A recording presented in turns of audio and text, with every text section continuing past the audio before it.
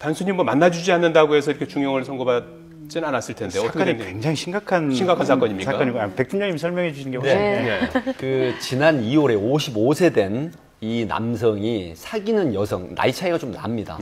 이 여성을 계속 사귀다가 이 여성이 이제 그 만남을 갖지 않으니까 너한테 남자가 있구나. 이제 이렇게 해서 이 여성을 사귀던 여성을 납치를 하는 시기입니다. 그래서 승용차에 태워서 백담사로 가자. 그래가지고 가는 중에 시간이 많아서 소변을 보려고 하면 차문을 열어놓고 여기서 소변을 보라. 여성에게 이런 형태 짓거리죠. 그런 그 고약한 행동을 시키고 그 다음에 이제 속초에 가서 너는 나를 배신했다. 내가 너 죽이는 연습을 하겠다. 그래서 모텔 안에서 목을 조르는 형태 이런 형태를 했는데 이 사람이 그 이전에도 바로 그 사회 지인 언니입니다. 피해자의 언니, 사귀는 여성의 언니를 너 있는 곳 내 아는 그 여자친구를 어디 있는지 대라. 그러니까 모르겠다고 하니까 그렇다고 하면 네가 대신 내 복수의 피해자가 되라. 그래서 그 여성을 감금하고 성폭행을 합니다. 그리고 이게 스마트폰으로 찍어서 그 사귀는 여성에게 보내는 형태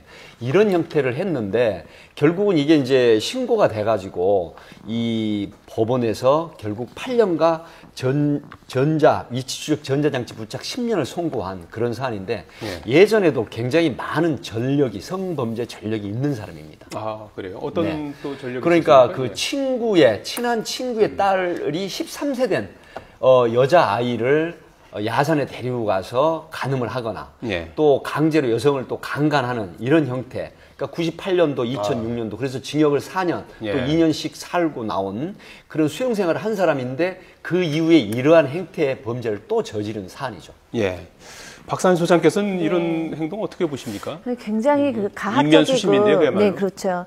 편집적인 증상이 다 모아져 있는 그런 케이스죠. 근데 보통 우리가 집착을 한다, 사귀는 여성에 대해서 집착을 한다 그러면 그게 이제 사랑은 아니고요. 일종의 이제 병이죠. 그런데 그 병인 경우에도 적어도 그 상대방에 대한 어떤 그 존재감은 느끼면서, 그러니까 내 애정에 어떤 마음이 투사가 돼서 그 사람한테 집착을 하는데 이 사람 같은 경우에는 그렇다고 보기도 어렵습니다. 그러니까 이 사람은 본인의 의심, 그다음에 가학적 성향, 그다음에 이제 공격성 이런 것을 표출할 수 있는 말하자면 피해자가 필요한 거지 사랑하는 여자가 필요한 게 아니에요. 이 피해자가 필요한데 그 피해자가 내 옆에서 가만히 있으면서 피해자가 돼줘야 되는데 만나주질 않으니까 이 피해자와 연관해서 또 다른 피해자를 만나고 이 피해자끼리 보면서 더 어떤 쾌감이라고 얘기해야 되나요? 하여튼 그 성공했다는 느낌을 갖고 이런 것들이 늘 피해자가 13세 여자아이기도 해서 법원에서도 소아기호증까지 있다. 그러니까 사춘기가 되기 전에 어떤 어린아이에 대해서도 성적 욕망을 가지고 있다라고 보기 때문에 이런 편집적인 가학적인 것에 굉장히 그 무서운 위험한 증상들을 다 가지고 있는 사람으로 전 보입니다.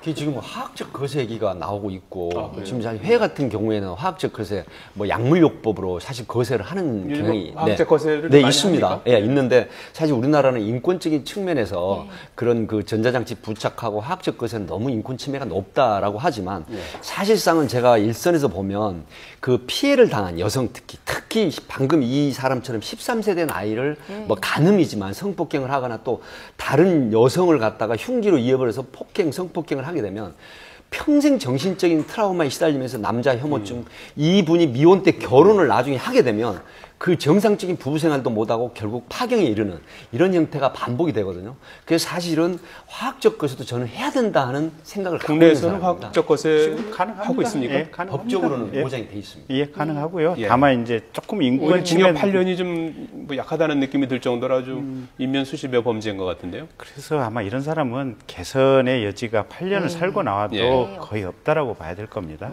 왜냐하면 지금 벌써 세 번째 범죄거든요. 그러니까 강간과 관련된 범죄가 세 번째 있기 때문에 지금 우리는 사실 저도 국회에 있을 때 저희가 화학적 거세 관련해서 법안을 마련하고 그 통과시키고 할 때 법사위에 있었는데요.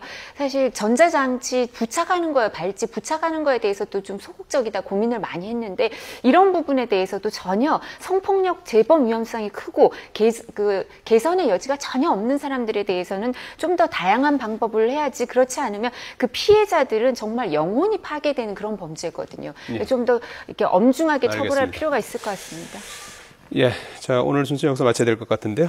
백기종 전 수서경찰서 강력팀장, 이두아 변호사 겸 전 새누리당 의원, 그리고 김경진 변호사, 박상희 심리상담 전문가 네 분 수고해 주셨습니다. 고맙습니다. 감사합니다.